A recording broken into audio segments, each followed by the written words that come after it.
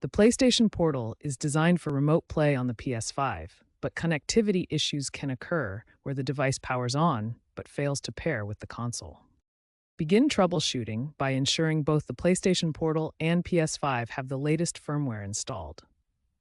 Outdated firmware can cause pairing failures due to incompatibility.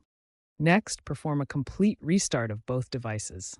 Hold the power button on the Portal and PS5 until they shut down completely, then turn them back on to clear any temporary glitches.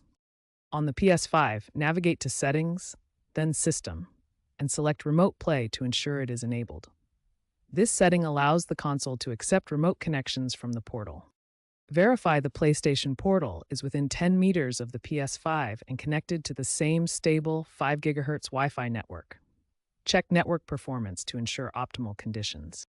Avoid interference from other devices or physical obstructions that can disrupt Bluetooth and Wi-Fi signals required for pairing between the Portal and PS5.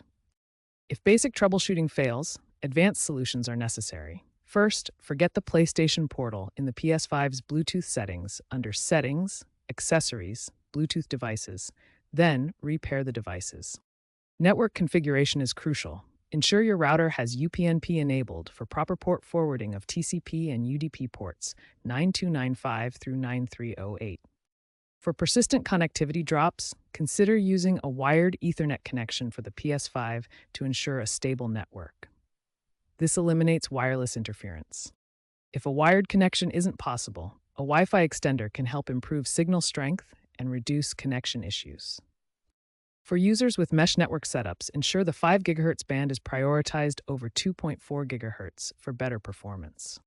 The PS5's built-in troubleshooter, located in Remote Play settings, can help diagnose latency spikes and other network issues.